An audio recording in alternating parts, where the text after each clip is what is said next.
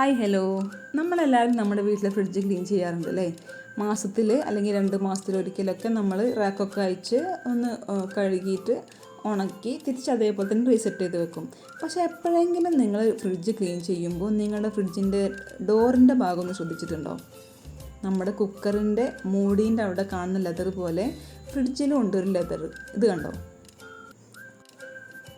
Fridge അടയ്ക്കുമ്പോൾ നല്ല ടൈറ്റായി നിൽക്കാൻ വേണ്ടിയിട്ട് പ്രഷറൊന്നും പുറത്തേക്ക് പോവാതെ ടൈറ്റായി നിൽക്കാൻ വേണ്ടിയിട്ട് ഉള്ളൊരു ലെതർ പാർട്ടാണ്. പക്ഷെ നമ്മളൊരിക്കലും ഇതൊന്ന് അഴിച്ച് നോക്കാൻ ധൈര്യപ്പെടാറില്ല.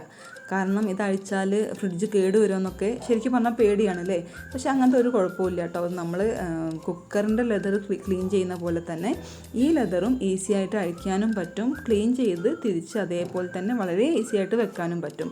എന്ന് വെച്ച് എപ്പോഴും അഴിച്ച് ആ ലെതർ ലൂസാക്കി കളയണമെന്നല്ല.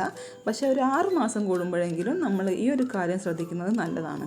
ഈ ലെതർ നമ്മൾ കൈകൊണ്ട് മെല്ലെ കൊണ്ട് ഇതാക്കുമ്പോൾ തന്നെ ഇങ്ങോട്ട് പോരും. മെല്ലെ വലിച്ചാൽ തന്നെ പോരുകയും ചെയ്യും. തിരിച്ച് അതുപോലെ തന്നെ ക്ലീൻ ചെയ്തതിന് ശേഷം തിരിച്ചൊന്ന് പ്രസ് ചെയ്ത് കൊടുത്താൽ അത് ടൈറ്റായി നിൽക്കുകയും ചെയ്യും. ഇത് കണ്ടോ? ഇതായിരുന്നു എൻ്റെ ഫ്രിഡ്ജിലെ ലെതറിൻ്റെ അവസ്ഥ.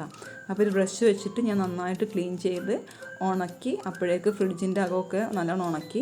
കുറച്ച് നേരം ഫ്രിഡ്ജ് ക്ലീൻ ചെയ്ത് കഴിഞ്ഞാൽ കുറച്ച് നേരം തുറന്ന് വെക്കണം. ഫ്രിഡ്ജ് ആ ഒരു ഗ്യാസൊക്കെ ഒന്ന് പോകാൻ വേണ്ടിയിട്ട്.